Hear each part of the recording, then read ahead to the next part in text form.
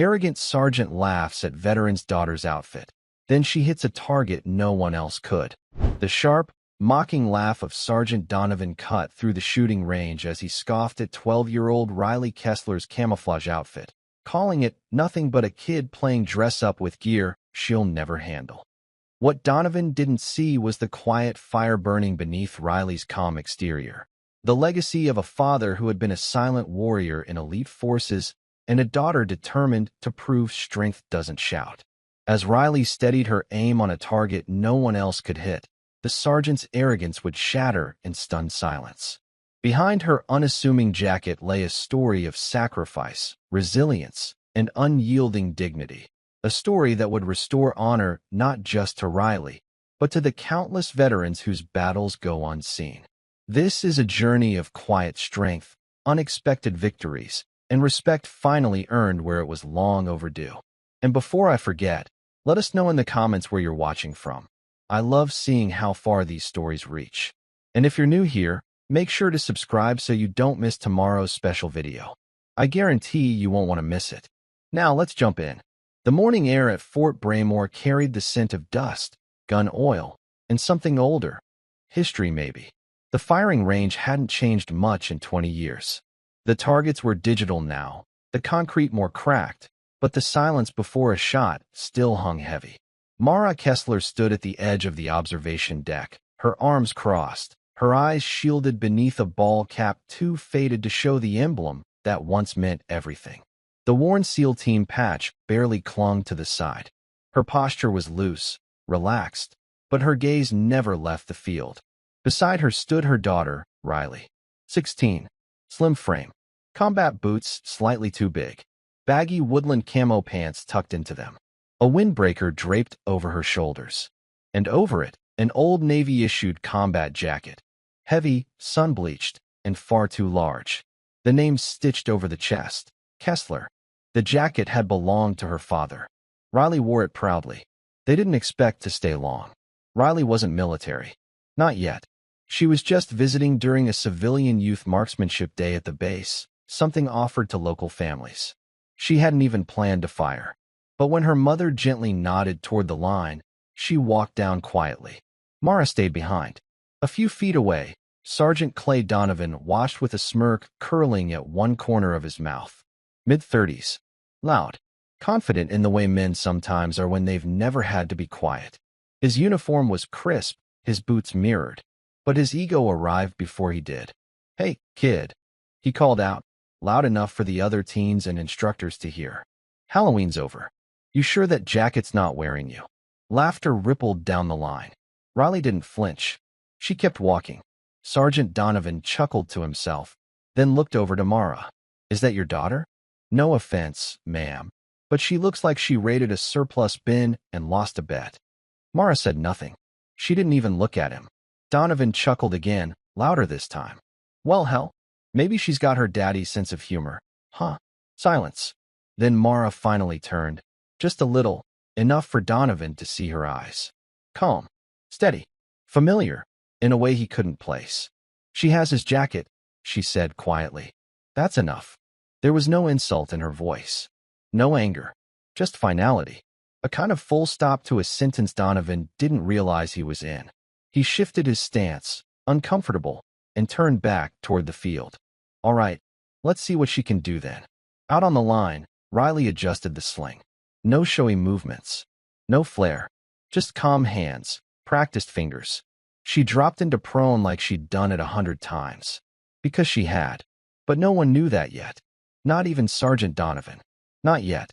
Riley settled into the gravel with the ease of someone who understood the ground wasn't her enemy, just a part of the process. Her elbows dug in, spine aligned. The rifle rested naturally in her hands, not clutched, not gripped tight, held like an extension of thought. She didn't check if anyone was watching. She already knew they were. The wind whispered low across the range. Dry? A gentle push from left to right. Riley tilted her head slightly and took one breath in, long and measured. Then she let it out. Her finger touched the trigger, but didn't squeeze. Not yet. Behind her, Sergeant Donovan chuckled again. "Bet she doesn't even know how to work the scope." Mara didn't reply. She didn't move, but her fingers gently brushed the fabric of the sleeve around her wrist. The jacket Riley wore. It had been folded on a hospital chair for weeks once, waiting for its owner to come back from a coma. He never did. Riley had never known her father, not in the way people talk about knowing someone, but she'd learned the weight of his absence through stories, medals, and the silent things that shaped her mother's life. She'd asked about him once, years ago, after finding the jacket in the attic. Mara hadn't said much. Just, he was steady. And when he pulled the trigger, it meant something. And that had been enough. On the range, the instructor began the sequence. One shot, open target. Adjust for wind manually. 200-yard mark. Others took their shots. Most hit the outer ring. Some missed entirely. Donovan, arms crossed, leaned against the rail like he was watching a high school game. When Riley's turn came, she didn't ask a question. She didn't need to. She adjusted the elevation 2 clicks, windage 1. Then her breath slowed. In, hold, out, then silence. The rifle cracked. A clean, sharp break against the quiet. At the 200-yard mark, the target flickered. Dead center. The instructor blinked. Confirmed. Bullseye. Donovan tilted his head. Huh. Beginner's luck. Riley was already preparing for the next round. No reaction. No smile. Her hand moved with steady confidence, adjusting again for a farther distance. Mara watched her daughter, but her mind was slipping sideways, back in time, to another range. Another shot.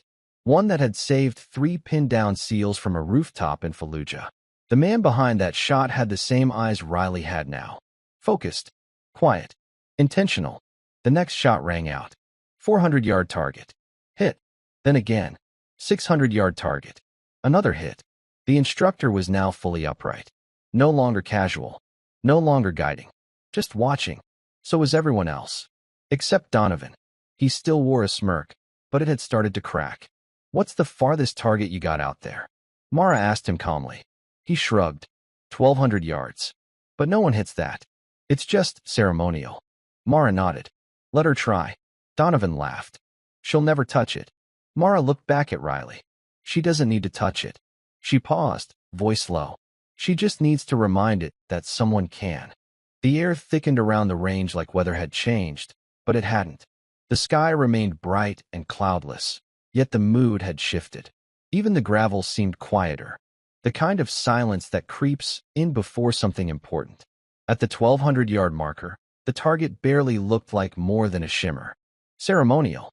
That's what Donovan called it. A trophy for the impossible. Riley adjusted her scope. The world around her narrowed. She wasn't thinking about the sergeant, or the kids behind her, or even the instructor now standing still as stone. Her focus was a single white dot in the far distance. She'd practiced this. Not here. Not officially. Not under anyone's instruction. But on private land, a quiet field behind their house, where her mother had set up makeshift targets and taught her the difference between shooting and aiming. Shooting was easy. Aiming required presence. Mara had always said, when you see the target clearly, it's not about the bullet. It's about stillness. You're not firing at the target. You're letting it come to you. Riley inhaled again. One clean breath. Her finger hovered over the trigger. Behind her, Donovan muttered, "No way she hits this." He folded his arms again, but this time slower. More cautious. He glanced sideways at Mara, but she wasn't watching him. She was watching Riley. There was a whisper of movement. The rifle's recoil barely nudged her shoulder. And the target, 1,200 yards out, flickered. Then a faint metallic clang echoed back through the valley like a delayed memory. Confirmed. Hit. Silence followed. The kind that wraps around people when they've just seen something they don't quite understand. Even the wind held its breath. Riley sat up, slowly, calmly. She pulled the bolt back with a practiced motion, cleared the chamber, and rested the rifle beside her. No celebration. No words. Just a breath and a glance back at her mother. Mara gave the smallest nod. Donovan blinked. What the hell? He stepped forward, then stopped halfway. The instructor walked past him, shaking his head in disbelief. 1,200 yards. We've had Army Rangers miss that one. Donovan looked at Mara, as if she might explain something that still didn't compute. Who trained her? Mara finally turned. Her father. His eyes narrowed. Yeah? And who was he? Mara stepped forward quietly. She pulled back the sleeve of her own jacket just enough to reveal a thin, weathered tattoo above her wrist. A symbol only a few recognized. Fewer earned. Seal Trident. Donovan's smirk was long gone. Lieutenant Commander Jake Kessler, Mara said softly. DevGru. Blue Squadron. Sniper Cell. 8 tours. A beat of silence. He made that shot. Once. 23 years ago. Then, just above a whisper. And now so has his daughter. The wind returned first. Just a light breeze, as if nature itself exhaled. Sergeant Donovan stood still, words forming and failing before reaching his lips. His confidence hadn't just been cracked, it had been quietly and precisely dismantled, one shot at a time. And now, with that single name, Kessler, the entire day had shifted. Behind them, the other teens stared in stunned silence. One kid whispered, "Who is she?" The instructor didn't answer. He was too busy looking at Mara. She rolled the sleeve of her jacket back down, the tattoo gone again beneath the fabric. Not hidden, just protected. DevGru? Donovan asked, this time with less sarcasm and more caution. Blue Squadron. Mara nodded once. That's right. And you? I was never the shooter, she said softly. I was the one who patched them up. And sometimes, the one who got them out. There was weight in those words. They didn't brag. They explained. Donovan's eyes dropped for a moment, unsure where to land. Riley stood beside her now, rifle slung across her chest, the oversized jacket making her look small, until you looked at her eyes. Then she didn't look small at all. You said this was just a youth event, Donovan muttered, still trying to regain control of the moment. It is, Mara replied. You just didn't ask what kind of youth she was. Riley looked up at her mom. Are we done? Mara nodded. Yeah, kid. We're done here. They turned to leave, but just as they reached the edge of the range, the instructor stepped forward. Wait, he said. That shot, the 1200 yard, that's going to be on the baseboard. Nobody's done that here in over a decade. Riley paused, thoughtful. Could you not put my name on it? The instructor blinked. Why? Riley gave a small shrug. He didn't get to put his name on most of his either. Mara watched her daughter, so young, but already understanding something most people never do. That honor doesn't always wear a nameplate. That silence can be stronger than applause. The instructor nodded. We'll log it. But anonymous. Riley smiled. Thank you. Donovan watched all of it unfold. The quiet strength, the layered history, the respect exchanged without noise or medals. And something in him shifted. Not out of guilt. Not quite regret either. But recognition. As they walked away, he called out, quieter this time. She's got your steadiness. Mara didn't turn back. She just said, she carries what's his. That answer lingered. Long after the echoes of the shots had faded, they walked back to the lot in silence. Not the kind that weighed them down, but the kind that wrapped around them like understanding. Mara's boots crunched softly in the gravel. Riley's steps, lighter, matched the rhythm beside her. The bass behind them hummed with movement. Distant shouting from a drill instructor echoed across the parade grounds, and the faint clatter of gear filtered through the breeze. But none of it touched them. Mara glanced over. You all right? Riley nodded. Yeah.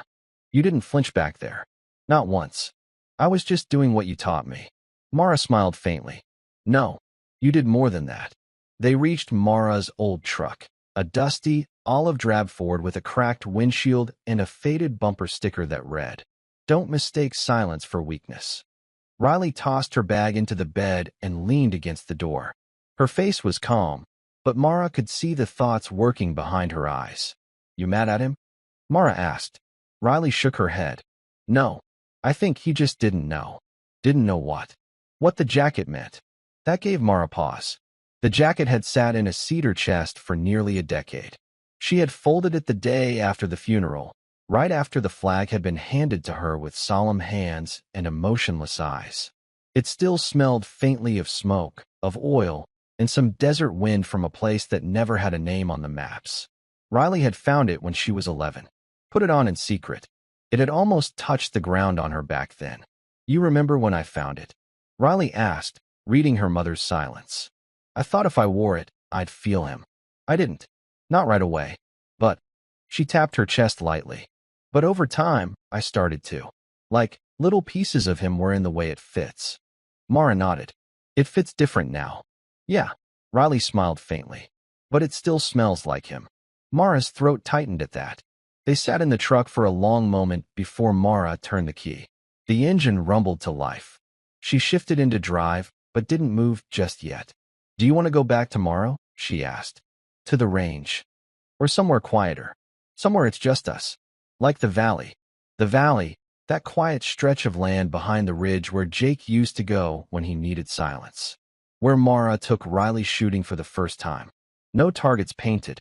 Just cans, bottles, and memories. Riley nodded slowly. I'd like that. Mara pulled onto the base road, the tires crunching gravel. As the gate came into view, a different kind of silence filled the cab. Not the silence of grief or hesitation, but one that came when people knew exactly who they were and where they came from. And on Riley's back, the jacket rested gently, too large still, in all the right ways. The road to the valley wasn't paved. It never had been. It twisted through tall grass and dips in the earth like it was following an old memory, not a map. The truck bounced along in silence, the sun casting long shadows across the open fields. It was early evening now, golden hour, and everything seemed softer, quieter. Riley rolled down the window. The wind carried the scent of dry cedar, warm earth, and gunpowder ghosts. They hadn't come here in almost 2 years. Mara parked just shy of the treeline. There was a clearing ahead. Not large, just enough room for a folding table, a few sandbags, and a long line of makeshift wooden markers at various distances. Jake had trained there, taught Mara there. She had taught Riley there. And now, time seemed to fold inward. Riley stepped out slowly, the rifle case in hand. She was quiet, but not withdrawn. Focused. Grounded. The weight of the jacket across her shoulders looked lighter now, like it belonged. Set it up? Mara asked gently. Riley nodded and opened the tailgate. Together, they pulled out the bench and laid the case across it. No rush. No audience. No instructor calling out distances. Just the two of them. The way it had always been. The wind in the valley was tricky. It came through gaps in the trees, shifting and circling like it had its own agenda. Jake used to call it the whisper. If you listened long enough, it told you everything you needed to know. Riley lay down and prone, resting against the familiar old shooting mat. Mara stayed behind, leaning against the truck bed with arms crossed, watching her daughter through narrowed eyes. Not critical, just observant. Jake had stood in the same spot, years ago, watching Mara hit her first 600-yard target.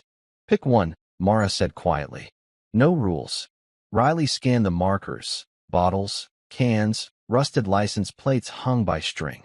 At 800 yards, there was a bent piece of sheet metal nailed to a fence post, faded numbers half sprayed on it.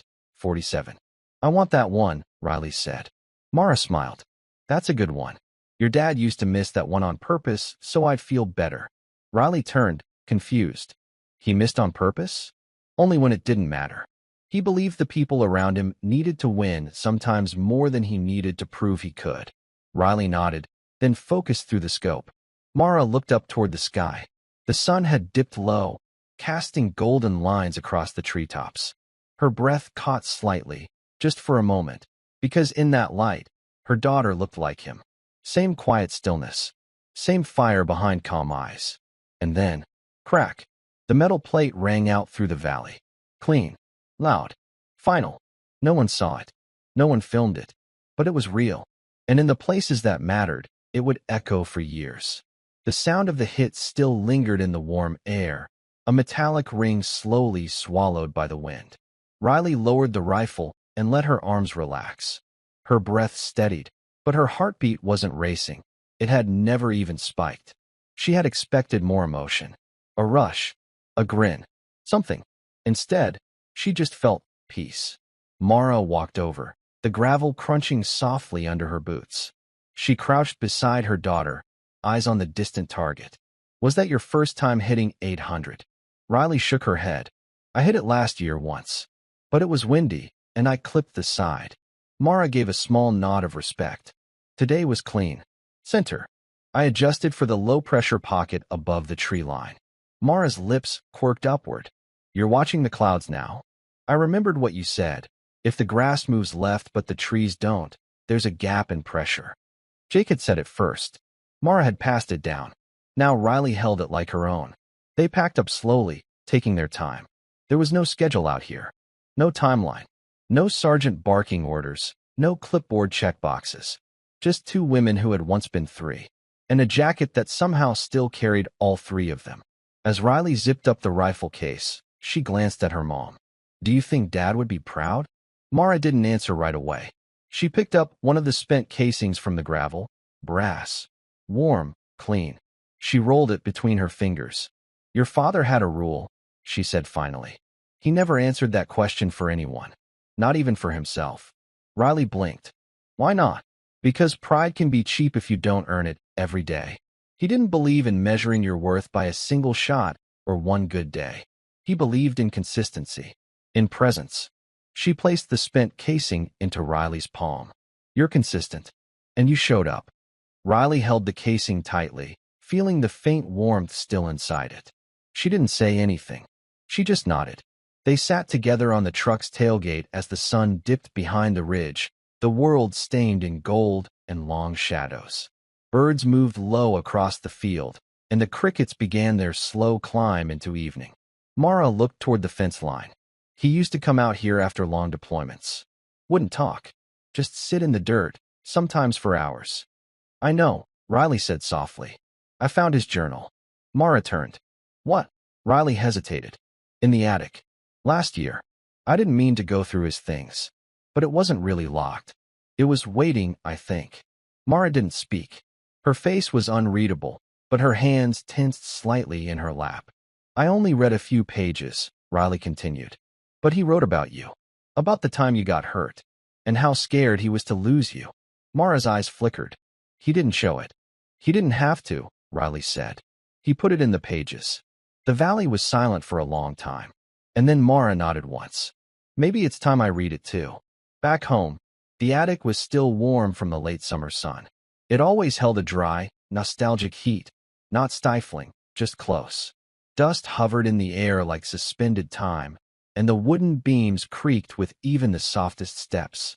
Mara hadn't been up here in years. She hesitated at the top of the stairs. Riley moved past her gently, like the space was already hers. She stepped around boxes, ducked under a beam, and crouched beside a worn olive footlocker tucked behind an old trunk of Christmas lights and retired uniforms. He kept it under his SEAL gear, Riley said softly. I didn't open anything else. Just the journal. Mara knelt beside her and looked at the locker like it might breathe. The combination still came to her fingers. 4-7-1-0. The month and year Jake was deployed to Ramadi. The same deployment that changed the way he looked at doorways and fireworks forever. She popped the latch. Inside was the jacket Riley now wore, carefully folded, the same as the day Mara placed it there. Beside it were Jake's boots, worn soft in the soles, the laces frayed where desert grit had eaten them alive. A handful of coins, one with a bullet groove in it. His old K-bar. And under it all, a small leather-bound notebook. Mara picked it up with both hands, as if it might crumble if she wasn't careful. The edges were curled. The leather was cracked, but it was intact. She opened it. The first page was blank. The second was dated in Jake's rough handwriting, August 3rd, 0215. The ink was dark, sharp, decisive, like his voice used to be when he briefed a team. Mara read aloud, softly. Mara took shrapnel today. Didn't cry. Didn't even grunt. She just looked at me like I was overreacting. I wasn't. She almost bled out before I could drag her behind the wall. I keep hearing the sound her body made when she hit the ground. I keep seeing the blood pool out under her. And I know she's going to walk it off, because that's what she does. But I had a moment today. A real one. If she hadn't opened her eyes again, I don't know what I'd have done. Mara's breath caught. She hadn't known he wrote any of this. Jake never shared fear. He wore steadiness like armor, until the day he didn't come home. She flipped the page. There were other entries. Long ones. Quiet ones. Some were about Riley. dreams he had for her, fears he never voiced aloud. There were drawings, too. A small sketch of the valley. One of Riley, as a toddler, asleep against his chest in the old recliner. Mara pressed her hand to the page. It was like touching his voice. Behind her, Riley sat cross-legged, watching carefully. Not intruding, just present. He wrote about you every month, Riley said. Even when he couldn't call. Even when they were off the grid. Mara nodded slowly, still reading. He never gave himself credit for the way he loved. I think he let the pages hold it. Mara looked up, eyes glistening. And now we get to hold him back.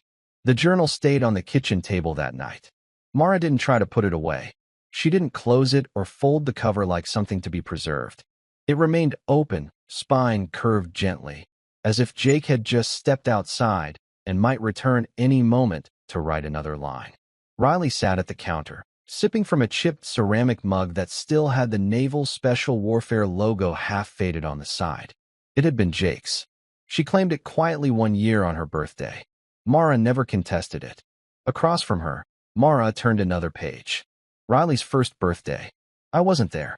Got a grainy photo sent through an encrypted tablet, and I must have stared at it for an hour.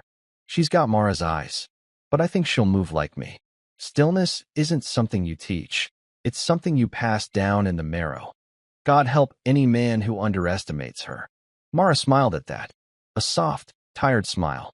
You know, she said, her voice low but rich. When your father was first recruited into SEAL Team 6, he refused to wear his trident in public. Riley raised an eyebrow. Why? He thought it invited the wrong kind of attention. Said that if someone needed to know who he was, they already would. Riley nodded slowly, as if that made perfect sense. So when people didn't believe him, he let them. He believed more in silence than correction. They sat like that for a while. No TV, no phones, just the soft ticking of the old kitchen clock and the hum of the refrigerator. Outside, the cicadas sang into the night, a song older than grief, older than war. Riley reached for the journal and flipped to a later entry, one marked only with a single date, October 11th. She read aloud this time. Tried calling today. No signal. Maybe that's a gift. Some things I'm not ready to say out loud. Riley walked for the first time this week, Mara says. She did it barefoot on the porch. Said she walked toward the wind like it was calling her. If I don't make it home, if something ever goes wrong, I just hope she doesn't grow up looking for me in uniforms or medals or flags. I hope she finds me in the sound of her breath before she takes a shot.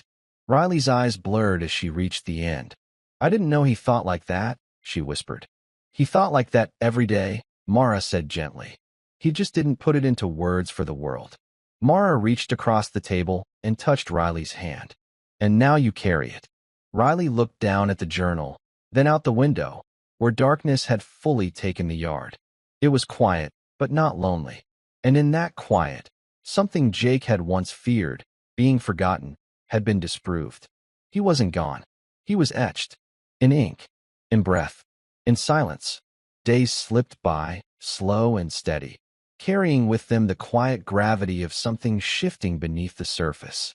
At Fort Braymore, whispers about Riley's impossible 1,200-yard shot were spreading, like ripples in a still pond.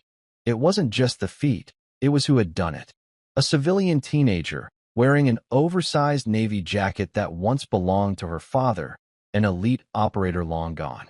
That jacket had become a symbol, and the story behind it was slowly weaving itself into the base's consciousness.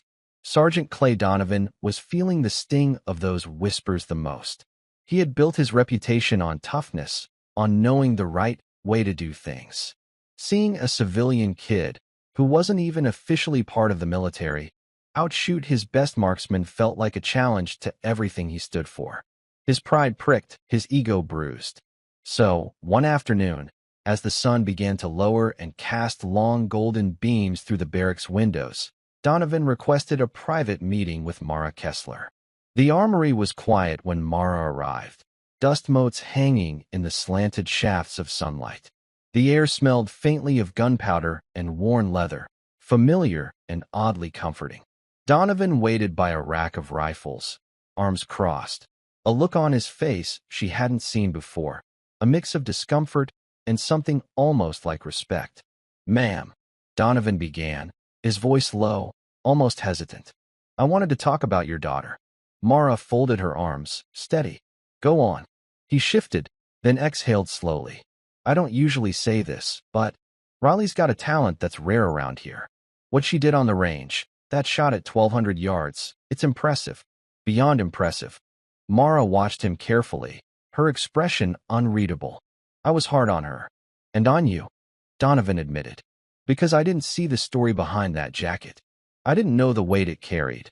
The blood, the sacrifice, the history.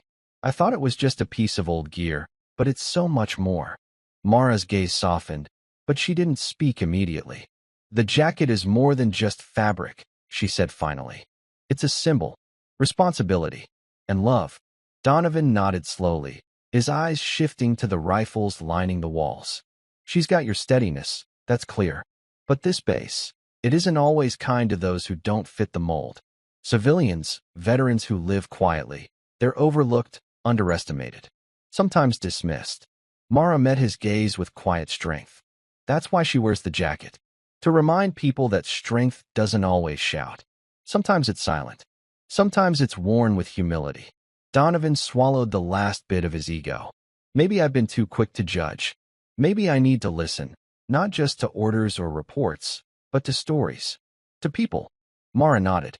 "And maybe it's time this base remembered that strength wears many faces. Not all of them loud. Not all of them easy to see." As Mara turned to leave, Donovan added softly, "If she ever wants to shoot competitively, really seriously, I'll make sure she gets the support she deserves." She paused, looking back. "Thank you, Sergeant." Outside, the sun slipped below the horizon, bathing the base in orange and purple. The day had started with laughter and disbelief, but was ending in quiet respect, the kind that doesn't need words, only presence. Farther down the range, Riley practiced her breathing, calm, precise, readying herself for the next shot only she could take. The morning unfolded like a slow, deliberate breath. Outside the window, the sky was a blanket of soft gray, filtering sunlight into gentle, muted tones that softened the edges of everything it touched. Inside the small house, the world felt quieter, not empty, but full of unspoken things lingering between Mara and Riley. Riley sat by her bedroom window, the oversized navy jacket folded neatly on a chair beside her. It had become more than just a piece of clothing. It was a symbol, a presence, quiet and steady, of a father she never truly knew but was learning to understand through the weight it carried. She traced her fingers over the worn fabric, feeling the coarse threads that told stories of distant deserts, long nights, and sacrifices etched deep beneath the surface. Mara entered the room carrying 2 mugs of coffee, the rich aroma filling the space with warmth. She handed one to Riley without a word and settled on the edge of the bed beside her, careful not to break the silence that had already stretched comfortably between them. "Last night," Mara began softly, "Sergeant Donovan asked me if you'd consider joining the base's marksmanship program. Competitive shooting. Something more serious than just practice on the range." Riley took a slow sip, her gaze distant. "I'm not sure I want to be a competitor, Mom," she said quietly. "I don't want to prove anything to anyone else. Not right now." Mara nodded slowly, understanding the weight behind those words. "That makes sense. But sometimes, showing up for yourself, even if no one else sees it, can inspire others in ways you don't expect." Riley's eyes flicked toward the window. Outside, the trees stirred in the morning breeze, their leaves rustling softly like whispered secrets.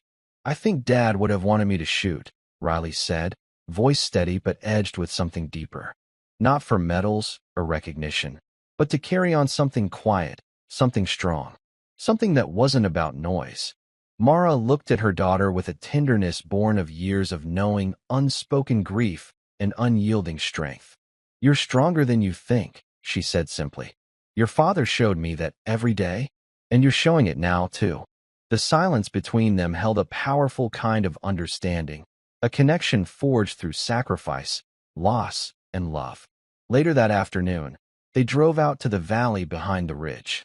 This place was their sanctuary, free from judgment, expectation, or the echoes of other people's voices. It was just the two of them, the whisper of the wind, and the steady rhythm of breath and heartbeat. Riley unpacked her rifle carefully, her movements practiced and reverent.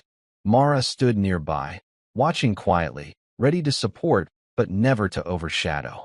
Riley set a smaller target near the tree line, roughly 700 yards away. The wind shifted in unpredictable patterns, weaving through the trees and brushing against the grass. She took her position, settling into the familiar prone stance. Her breath slowed, each inhale and exhale measured and deliberate. This moment wasn't about proving herself to anyone else.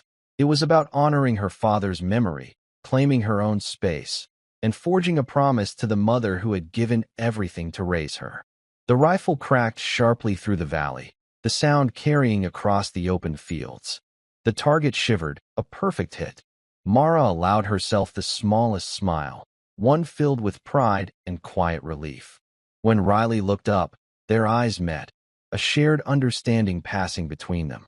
In that glance was the echo of past sacrifices and the hope for future strength. A quiet strength, born in shadow, carried forward into light. Weeks passed with quiet persistence. Life at Fort Braymore settled back into its familiar rhythm. The hum of drills, the clatter of boots on pavement, the murmur of whispered stories shared in the mess hall. But beneath the surface, something had shifted, like a slow-moving current beneath still waters. The story of Riley's remarkable 1,200-yard shot, paired with the weighty symbolism of the jacket she wore, had begun to weave itself into the fabric of the base's unspoken conversations. It was a story not shouted from the rooftops, but quietly recognized by those who knew the true cost of sacrifice. The silent battles fought long after the last shot is fired. Mara noticed the difference most keenly in her daughter. Riley moved through her days with a new kind of confidence, one that was steady and grounded, neither brash nor boastful. It was a strength born of grief and love intertwined, an invisible armor crafted by memories and quiet resolve. Yet Mara also saw the heavy burden Riley carried beneath that calm exterior, a burden Mara understood all too well. One late afternoon, as the lights softened through the kitchen window, Mara found Riley seated at the table surrounded by old photographs, letters, and worn keepsakes. Her fingers traced the faded edges of a black-and-white photo. Jake, younger, eyes sharp and proud, flanked by his SEAL teammates. The photo was creased and delicate, as if the years of handling had etched the memories deeper into the paper. Mara settled beside her without a word, letting the silence speak. After a moment, she asked gently, "Thinking about him?" Riley's voice was low, threaded with quiet pain. "I feel like I'm carrying a war no one else can see. A battle that never ends." Mara's gaze softened with deep understanding. "That war doesn't stop when the uniform comes off. It follows you, in silence, in dreams, in moments when no one else knows the fight you're still waging inside." Tears welled in Riley's eyes, but she held them back fiercely. "Sometimes, I think I'm fighting it alone." Mara reached out and took her daughter's hand, her touch firm and steady. "You're not alone. You carry all of us with you. The ones who fought before you. The ones who stand beside you now."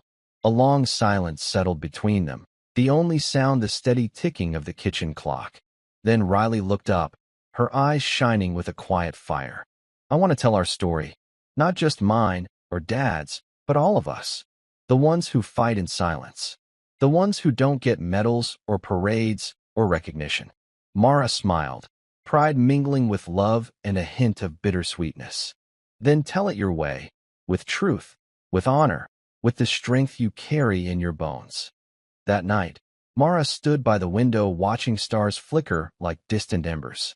Her mind traced the memory of Jake's steady hands, his silent courage, and the weight of the legacy now resting on Riley's shoulders.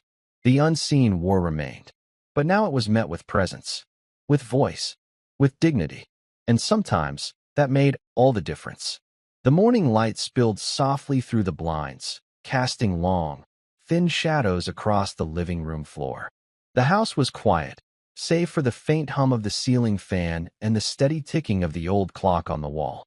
Riley sat cross-legged on the rug, her gaze fixed on the small wooden box resting on the coffee table before her. Inside that box were pieces of a past she was only beginning to understand.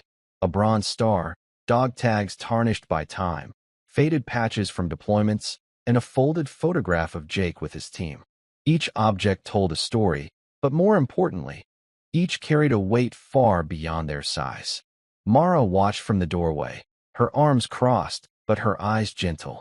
"I didn't know he kept all this," she said quietly. Riley picked up the bronze star, turning it over slowly between her fingers. The metal was cold and worn, the edges smooth from years of handling. "He never talked about these," she said, her voice soft. "Said metals couldn't measure what really mattered." "Did you ever ask him why?" Mara's voice was barely above a whisper, as if afraid to break the delicate silence. Riley smiled faintly, memories surfacing like distant echoes. "I did. Once. He said the hardest battles were the ones inside, the ones nobody sees, and those no metal or ribbon could ever fix." Mara nodded, recalling the nights when Jake's silence had been the loudest language of all, the battles fought behind closed doors, the scars no one noticed, the weight they all carried silently. Riley carefully laid the metal back into the box, then looked up, her eyes steady. "That's why I hesitated about joining the marksmanship program. I don't want to be measured by medals or scores or competitions." "But you're already showing your strength," Mara replied gently. "By carrying his story, by honoring him." Outside, a breeze stirred the trees, sending leaves fluttering against the window pane. The room seemed to hold its breath, filled with a peace earned through struggle and sacrifice.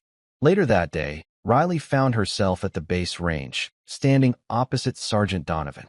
The tension that once hung heavy between them had softened, replaced by a cautious, mutual respect. Donovan handed her a sleek, custom-tuned rifle, one with her name etched delicately into the barrel. "This is yours now," Donovan said, his voice steady but sincere. No strings attached.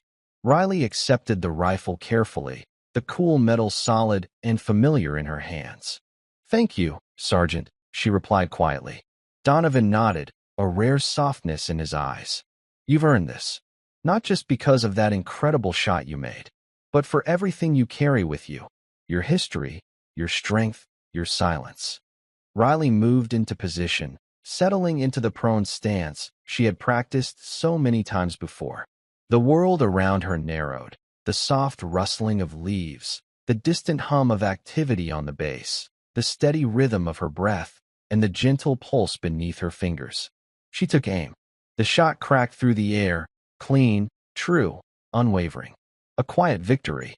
No crowds cheered. No cameras recorded. No medals pinned to chests. Just the sound of a daughter honoring her father's legacy, and a veteran reclaiming her dignity. As autumn deepened over Fort Braymore, the days grew shorter and cooler. The leaves on the towering oaks lining the base's worn pathways turned vibrant shades of amber and rust before drifting silently to the ground. The crisp air carried the faint scent of earth and fallen leaves, mingled with the distant murmur of activity on the base. Footsteps, the low drone of engines, soft conversations.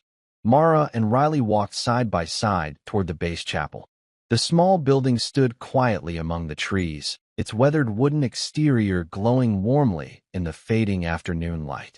It was modest, unassuming, a sanctuary not just for prayer but for remembrance, reflection, and honor. They entered in silence.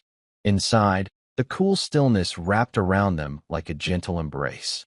The scent of polished wood mingled with faint traces of candle wax and worn fabric. Light filtered softly through stained glass windows, casting muted patterns across the polished floor. They weren't there for formal prayers or ceremony. Instead, they came to honor a promise, one made long ago in quiet moments, buried beneath years of service, sacrifice, and the echoes of loss. Mara reached into the pocket of her coat and pulled out a folded piece of paper, a letter Riley had written weeks before. The handwriting was neat but raw, words carefully chosen yet filled with emotion. It was addressed to her father. Riley took the letter gently in her hands. "I wasn't sure I could say these things out loud," she admitted, her voice barely above a whisper. Mara smiled softly, touched by the courage it took. "Sometimes the hardest words find their way best when written first," she said quietly. Together, they approached the chapel's memory box, a small wooden chest tucked in a corner. It was filled with mementos, photographs, letters, and tokens left by those who had served and sacrificed. They placed the letter inside with care, closing the lid slowly, as if sealing a shared legacy. As they stood in quiet reflection, a small group of veterans entered the chapel, their footsteps light and respectful. Among them was Sergeant Donovan. When his eyes met Mara and Riley's, he offered a sincere nod of acknowledgement, a gesture loaded with unspoken respect and humility. Donovan approached them, voice low and earnest. "I wanted to say, I was wrong to doubt you," he began, glancing briefly at Riley before looking back at Mara. "Not just about her skill, but about what real strength looks like." Mara held his gaze steadily. "It takes courage to admit that," she replied simply. He nodded solemnly. "And even more to learn from it." Riley added softly, "I don't seek recognition or praise. I do this because it's who I am. It's who my family is." The chapel filled with a quiet understanding, a bridge built not on loud declarations or empty words, but on respect, presence, and truth shared among those who had known hardship and perseverance. Outside, the wind stirred the trees once more, sending a cascade of golden leaves drifting through the air. The past was never forgotten, but its weight no longer crushed their shoulders. Instead, it lifted them, carrying them forward, carrying their legacy. A legacy reclaimed, a family honored, a quiet victory finally recognized. The evening air hung cool and crisp, touched by the faint scent of pine and the promise of rain lingering in the distance. Mara stepped onto the back porch of their modest home, the wooden boards creaking softly beneath her worn boots. She wrapped her father's old navy jacket tighter around her, the fabric threadbare, but still carrying the weight of 1,000 memories. The fading light cast long, slow shadows across the yard, stretching thin like echoes of battles fought and lost, battles no one outside truly understood. Inside, Riley was alone in her room, surrounded by the quiet hum of the house settling into night. She sat cross-legged on the floor, carefully unpacking a small wooden box filled with keepsakes. Among the faded photographs, old letters, and dog tags lay a combat scarf, threadbare and frayed, once worn by Jake on deployments far from home. She lifted the scarf gently, letting it slip through her fingers like a fragile thread connecting past and present. Memories stirred, silent moments when her father's strength was shown not in words, but in the calm steadiness behind his eyes. The man she had never fully known yet who lived deep within her, in every breath, every heartbeat. A soft knock on the door pulled Riley back from the past. She looked up to see Sergeant Donovan standing hesitantly in the doorway. The usual sternness was softened by something new, respect, perhaps, or understanding. "I wanted to say thanks," he began quietly, his voice low and sincere, "for showing me what real strength looks like, for reminding me that respect isn't just given. It's earned by those who carry their scars in silence." Riley nodded, meeting his gaze with steady eyes. "Strength isn't always loud," she said. "Sometimes it's the quiet shadows, the ones that hold the most power." Donovan stepped fully into the room, closing the door behind him. "You've earned more than respect here," he continued, voice steady. "You've earned a place." For a long moment, they stood there, two warriors from different worlds, connected by the invisible threads of shared battles, both seen and unseen. Neither needed to speak more. The silence was filled with understanding. Outside, the wind picked up, rustling the leaves in swirling patterns around the porch. The shadows lengthened but did not darken. The past, with all its pain and sacrifice, was still there, not a chain but a foundation. Together, they walked forward, stronger and quieter than before. Unbreakable. Mara watched from the porch as the last light faded beyond the horizon, the stars beginning to flicker softly above. She knew the journey wasn't over. The shadows would always follow. But now, they walked in step with strength, honor, and the unshakable bond of family. The dawn broke gently over Fort Braymore, casting soft, pale gold hues across the quiet grounds. The early morning was calm, almost reverent. The distant hum of soldiers' footsteps, the low murmur of awakening voices blending with birdsong, and the rustling of leaves stirred by a gentle breeze. It was a new day in every sense, but for Mara and Riley, it held a deeper meaning. This dawn was not just a beginning but a culmination, a moment where past sacrifice met present honor. Riley stood at the edge of the shooting range, her posture steady and sure, the familiar weight of her rifle resting comfortably in her arms. The oversized navy jacket, faded, frayed, and heavy with history, hung over a chair nearby, its presence silent but powerful. She didn't need to wear it now. It was part of her, woven into her identity like the steady beat of her heart. Her eyes focused on the distant target, unwavering and precise, ready for the shot she had prepared for all her life, even before she understood it. Mara stood beside her, quiet and proud. She had walked this path before, the path marked by silent sacrifices, hidden wounds, and battles fought far from the eyes of the world. Watching Riley, she saw the same quiet strength, the same resilience carved from pain and love. It was a legacy she had hoped to pass on, a torch carried forward without fanfare or noise. As the first streaks of sunlight stretched across the base, the commander approached, flanked by a small group of soldiers and veterans whose faces bore the marks of hard-earned respect. In his hands, he carried a worn folder, official and significant, the symbol of an acknowledgement long overdue. Sergeant Kessler, the commander's voice was calm, respectful, and filled with a warmth that echoed across the gathered crowd. The base leadership has unanimously approved your acceptance into the competitive marksmanship team. Your skill, discipline, and character exemplify the very best of what we stand for. Riley nodded, a quiet smile touching her lips. Thank you, sir, she replied, steady and sincere. Mara stepped forward, her voice firm yet tender, carrying the weight of years of unspoken stories. This moment is not only a victory for Riley, she said, but a recognition for all veterans, those who serve quietly, who carry battles unseen by others, who embody strength through humility and perseverance. The soldiers and veterans around them nodded solemnly, the shared understanding uniting them in silent respect. Riley lifted her rifle, inhaling deeply, centering herself. The world around her melted away, the wind stilled, the chatter hushed, until all that remained was the target and the steady rhythm of her breath. Her finger tightened on the trigger. The shot rang out, crisp, clean, and unwavering. It echoed far beyond the range, a signal far louder than words, a legacy reclaimed, a daughter's honor restored, a veteran's dignity celebrated. As the sun rose higher, flooding the base in warm light, Mara and Riley stood side by side, shadows stretching behind them, a future unfolding before. The past would never be forgotten. But now, it was finally at peace. Thank you for following this story. If you enjoyed it, please subscribe and share your thoughts below. Where are you watching from? Let us know in the comments. Stay tuned for more immersive tactical stories.